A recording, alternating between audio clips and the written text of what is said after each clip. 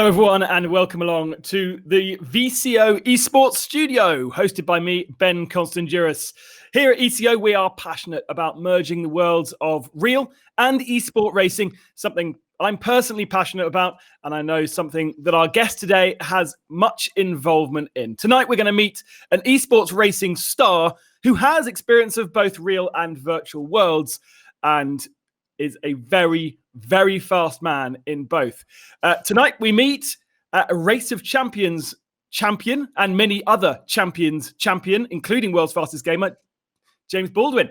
James, thank you very much for joining us.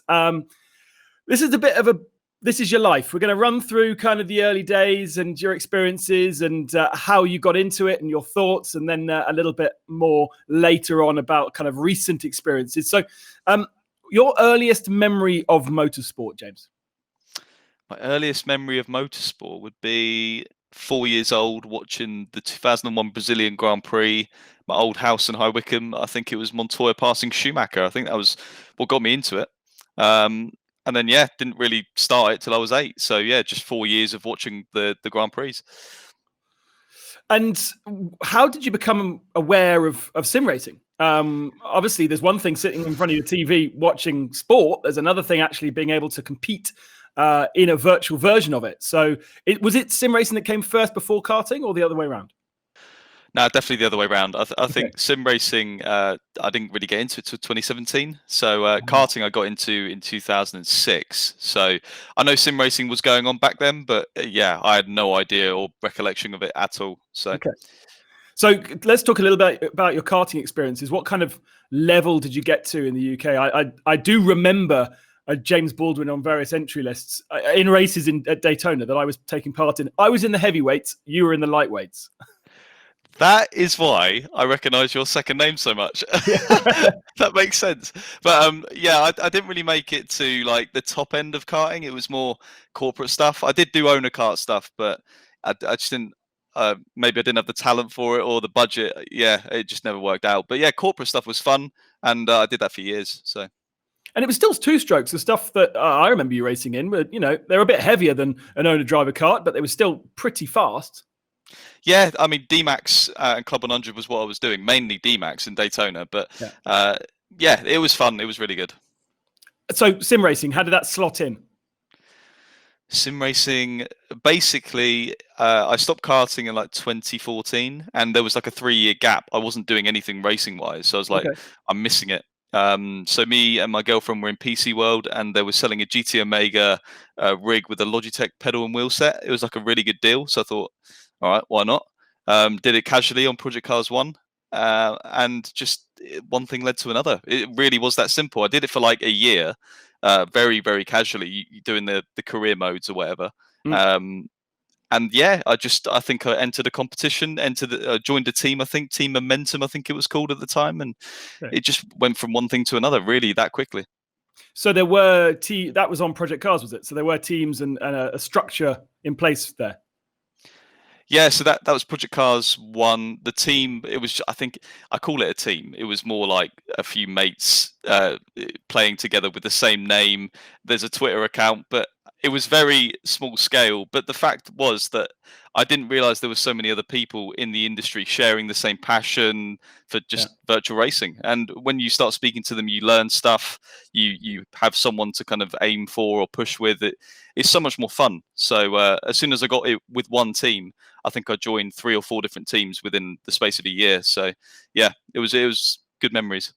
And when did it become kind of serious for you? When did you think, sim racing could actually become a career, if you like? Probably when I won €4,000 in Austria for a Project Cars 2 competition. It was all, it went from doing an online qualifier, which was the first one I've ever done. It was a rallycross one, I think, which is weird.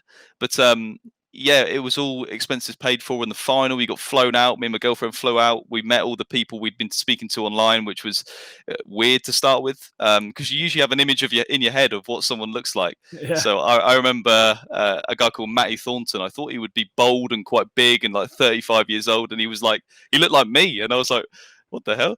But Yeah, I finished second out there, got €4,000, and I saw that go in my bank, and I was like, "Wow, that's turned from a hobby into something quite serious really quick."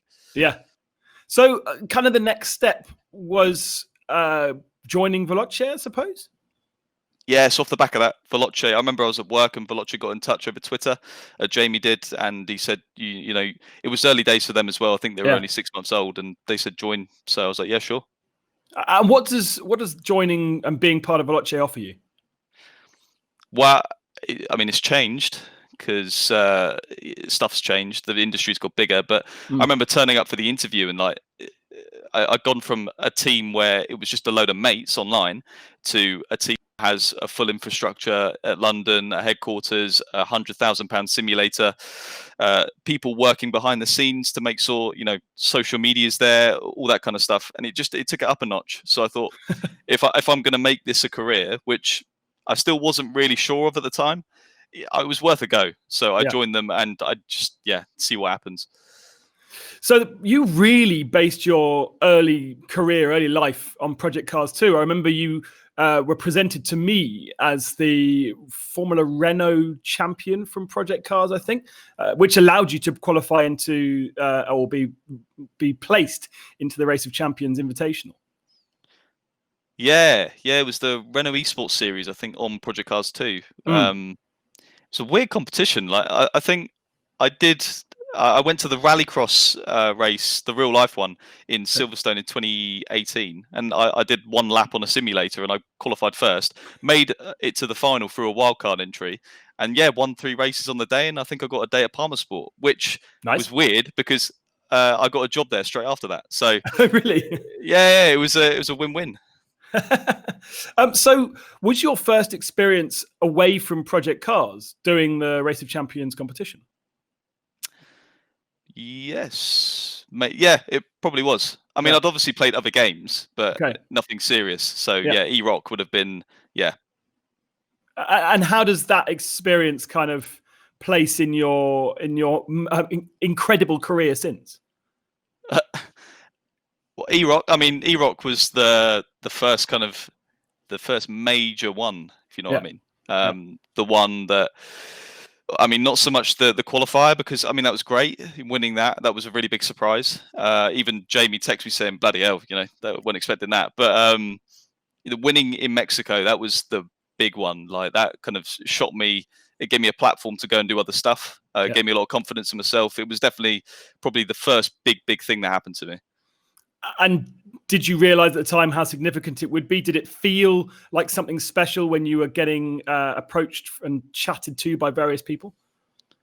Yeah. I mean, it's massive. Just even the event itself, like talking to the F1 drivers, like all surreal stuff, and it was all condensed into like 2 or 3 days. So when you look back, it doesn't feel that real, but amazing. And what kind of are your overriding memories of that weekend? Probably, well, first winning. That was a good moment. Sitting on the grid for race 1 in the Nations Cup was nerve-wracking. Yeah, bet. In a car I'd not driven before as well, the Atom. I remember just sitting on the grid, fireworks going off. I could hear the music in the background, the crowd.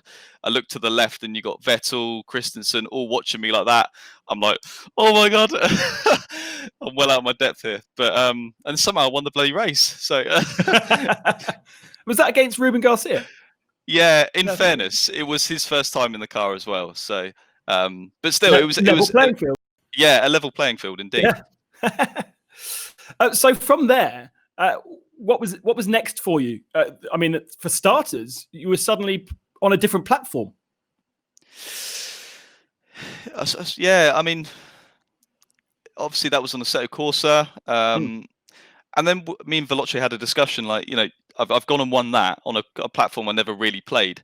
So the key now is just to go to every single platform you can and just try and win it. So I think Project Cars 2 had a competition after that. So went there, and that was my game. So I won that. And then Le Mans Esports had the Forza competition. So went in there, fluked that and won that. And then, it was just a case of go to every game and try and make it your own type thing. The only ones that didn't really work out were F1. and Gran Turismo, because you can't do both. It's too intensive to do both.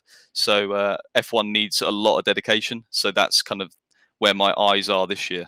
Okay. And why initially didn't it click for you? I think because the level is really high. It's a game it's not the most natural to drive. It needs a lot of hours put into it. And I just wasn't giving it the respect it deserved. I thought it was like every other competition where it feels quite natural. You can just jump on. If you put a lot of time in it in a small space of time, you'll be all right. But you need weeks, months of sweat to get to the top of it. And I'm still figuring it out now, to be honest. I'm still missing a tenth or two to the very top guys. So it's going to take a lot of work. Maybe I'll never get it. Who knows? But it's worth a try. And we've not really seen too much of you on the kind of the hardcore sims, such as iRacing, ACC, or R Factor in this lockdown. Yeah, I mean, iRacing's a weird one. Like, I've as I said, I only got into sim racing in 2017. I never sweated iRacing, so my license has never been there. So to get in the top comps, you need that license. So it's just never really interested me. I love the platform. I think it's really good and fun. I do the odd event here and there, but nothing top level esports stuff. R Factor, I did the 24 hours of Le Mans, didn't go too well. I actually enjoy R Factor, but again, it's just something I've never really dedicated myself to. ACC, I love that game. I'd say that is actually my favorite game. But yeah, I know you're wondering why I didn't do the SRO series, but I don't know. It didn't fall into place. I think at the time I was focusing so hard on F1, I couldn't really do it. Yeah, because you weren't doing a lot of the virtual GP, not the GPs for Veloce. Yes, yeah, but that's all F1 based, so it makes sense.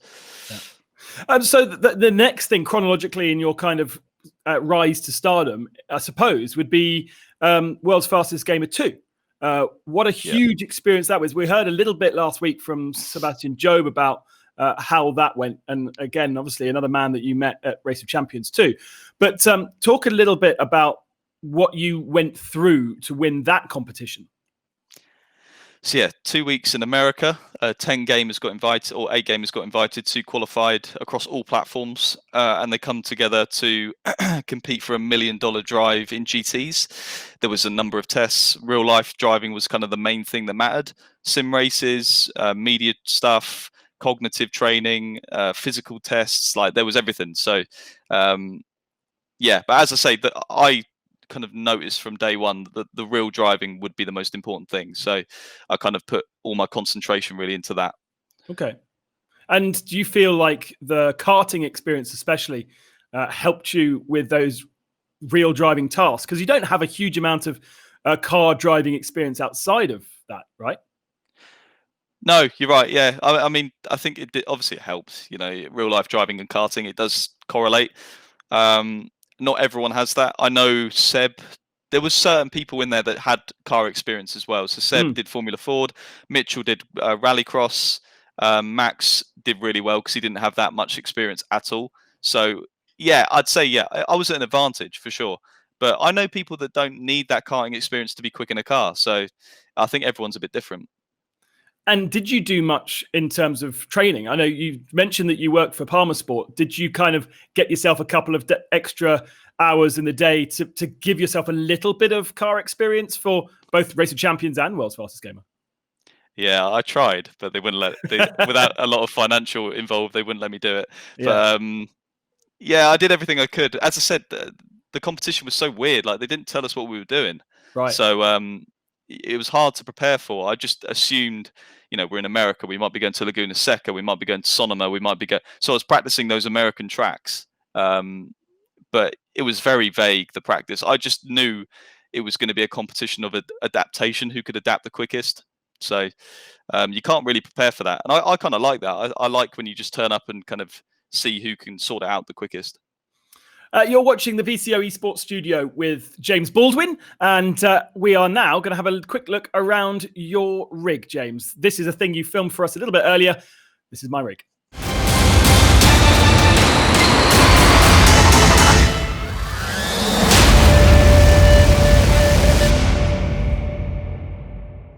Okay, so I've got 2 rigs. The first one being an F1 Esports rig, black play seat, CSL Elite pedals with a load cell, BenQ monitor. Up there we've got an MSI monitor, and then if we walk over here, in the middle we've got the PC, which I've spent some money on over the years just to get it better. GT Omega ART cockpit, Club Sport wheel, V3 pedals, MSI monitor, and there's a PS4 over there as well. So there's just bits and pieces all over the place, like TGT over there, there's Oculus Rift over there. So I just put them on the rig whenever I need to. So yeah, I mean, that is basically my setup.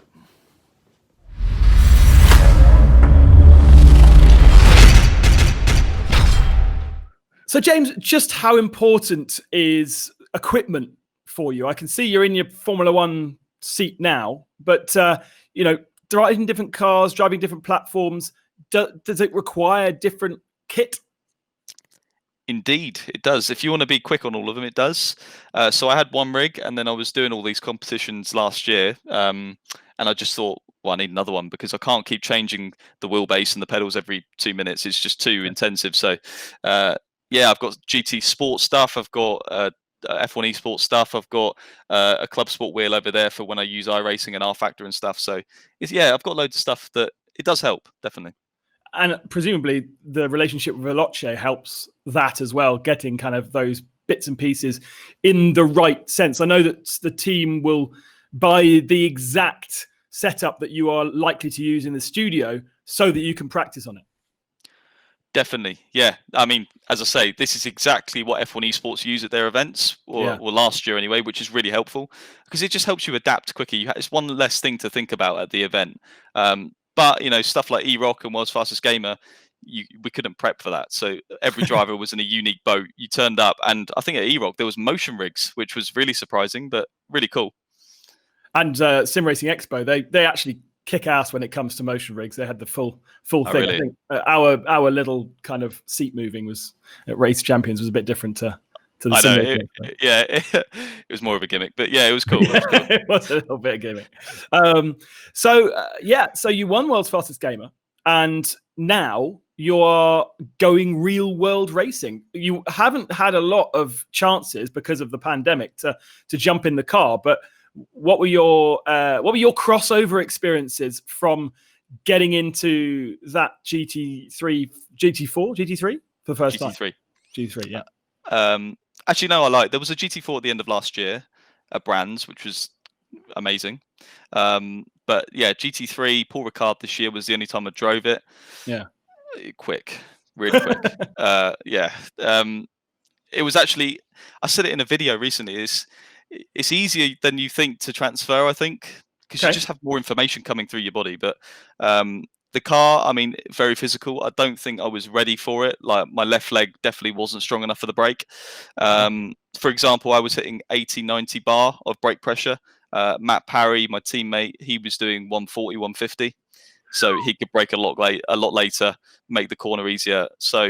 But the lockdown's been good. It's allowed me to focus on these bits that I wasn't ready for before. So hopefully come round 1, I'll be ready. And did you find yourself sitting in that car kind of flitting between sim racing and real world racing, going, I know that these things exist in the sim racing world and I can transfer those into the real world? Yeah, I mean, I suppose I was thinking about it a little bit just to compare. But I wasn't trying to I wasn't really thinking that much in the car. Like, it was more of a natural process. But I mean, if honestly, like, I did a lot of prep on ACC in VR using my Oculus Rift, and it's so close. It really is close. I felt like I'd done this before, so it was really, really helpful. And talking about SRO, talking about the ACC championship, I know that you touched on it just a second ago. That there was a massive crossover between real world teams, real world drivers, sim teams, sim drivers entering that series. Not a massive championship, only 5 rounds. What were the reasons why we didn't see you? Because, Jenson Button, your teammate, did think round 1 or round 2. You could have been the real world driver for the rest of that season, but we never saw you enter. That's the thing. I wasn't allowed to be the real driver. Okay. So you had to be in the sim. What was it? Silvers. Yes. So that sounds like a very, I'm scared to drive against sim racers. But the thing was, it was a very different entity. If I was driving against the real drivers, it would require less practice. In the sim group, you have to sweat to be quick. The level's so high now. So I didn't have the time for it with F1 commitments. So I tried to do the final round for a bit of fun, but again, it's probably quite unfair for someone just to jump in and get in the way of a championship. So if there's another series on that, I will definitely do it. I'm gutted. It's a regret. I wish I could go back and do it, because I think I would have been towards the top of the sim group in the McLaren. But it is what it is. A great series. Yeah, gutted I missed it, but hopefully next time. So really, your focus over the last couple of months has been the Veloce run events. Is there pressure? Is there push from the team to be part of those things, or is it very much a choice that you make? I mean, at the end of the day, it is a choice I make. No one can force you to do anything, but it just made more sense at the time to do them from competing on an F1 point of view. It required less practice, so I could focus on other things. It was good for exposure, because I mean, some of the names that were doing the event were insane. You know, Leclerc, Norris, Noel Miller. The list goes on. So, it was a weird period, lockdown. I didn't really have much success, which is annoying, because it was a good opportunity to go and win some really big events. And I tried the Le Mans event, but it just didn't work out. But I'm out the other side of it. I'm not happy with how it went, but hopefully the rest of the year can be good. So you talk about lockdown as a weird time. Obviously, opened huge opportunities for sim racing generally. Do you see it as a positive time for you, or not particularly? A positive time for sim racing, definitely. Yeah. I mean, everyone knows that. It's boosted the industry. I think Veloce has said it's fast-tracked their business by 2 years or something. So that's mega. For me, I don't know. I didn't like it like that much, being indoors all the time, not seeing friends, and the sim racing element. At a point, it got very intense doing this event, that event. To start with, I think the first 4 weeks I was doing 3 events a week. Yeah. I don't know. It just became forced, and it felt like a chore to actually get out of bed and come on the rig, which is never how it should be. So I thought, I've got to have a break. I had 3 or 4 weeks to have a break, and I came back. I was rubbish, but it felt fresh, and that was kind of the key thing. So, again, a tough period for me, but it felt really good after when I got back. You're never going to be hungry, are you, if you're kind of fed up of doing something? And it's you can still do well, but you're missing a percent, and you can't miss that percent when the level's this high. It's just not possible. So that's good that you're back and refreshed. Where is the focus now? Because, of course, you've got this real world drive, and you've still got 4 or 5 rounds of that championship. But then you also say that Formula One is very much a focus sim world as well. Yeah, I mean, that's basically it. It's going to be focus on the real world with GT3, and focus in esports with F1 esports. That's basically the rest of my year. So, and if there's events that come up, like the Race of Champions or stuff like that, then obviously go in for them. But yeah, those are my 2 core focuses at this point in time. Yeah, I can't believe I haven't talked about the virtual Race of Champions. Kind of a bit silly, really. What was that experience like for you, doing having done Race of Champions in Mexico on site to then be off site, but still kind of mixing with the legendary drivers? Yeah, I mean, it's definitely. I found it less intense. Yeah. Being around them in the flesh is it's a lot different, but it was good. Yeah, the E-Rock thing was really close with Niels, especially. He ran me really close, which fair play to him. I don't think he was too happy when he lost, but that's Niels. Never is. And then the real life one was there was kind of a bigger buffer. That's to be expected as well. So no, the Gran Canaria and Rallycross combo was a great combo. The track was awesome. I don't know who made the mod, but fair play. Yeah, I think it's laser scanned as well, so it is kind of really realism. Yeah. Oh, mega. And you've got it, and not many people do, because it's kind of a rare mod to have. I'll have to do a giveaway or something. You could certainly do streams on, which I saw somebody trying to get a BMW M8 around the Wembley track a few days. Yeah, I saw that. It's ridiculous. But plenty of opportunity, because you have been doing a bit of streaming as well, haven't you? Trying to, yeah, a bit on Twitch. I like my YouTube as well. And Veloce help with that. They kind of get you into it and show you how it works, and so it's good, especially the YouTube. I like sharing like my journey on various trips. So yeah, okay, go and sub. Yeah, do you know what? I haven't, so I should. I'm looking forward to seeing that kind of blogging atmosphere from all your GT racing and kind of following that, because I feel like a proud godfather for kind of helping and getting you involved with E-Rock in the very first place. Obviously, Jamie put you up for it, so he's the one to thank mainly. But it's it's cool. It's great fun following your rise again around the scene. Do you think it'll ever drop off sim racing for you? And if GT3 racing goes well, do you think that you'll put sim racing to one side, or will you always try to keep up the competitive element in virtual racing? No, I don't think it will ever go away because of real racing. I think I'll always do both, because I do think they coincide. I think if you're the top of esports, you're naturally going to be the top of real racing, because the level's so high in esports. If you can translate those skills over, I don't think the competition level in real motorsport is as high. Obviously, certain championships are the exception, F1, IndyCar, and that. But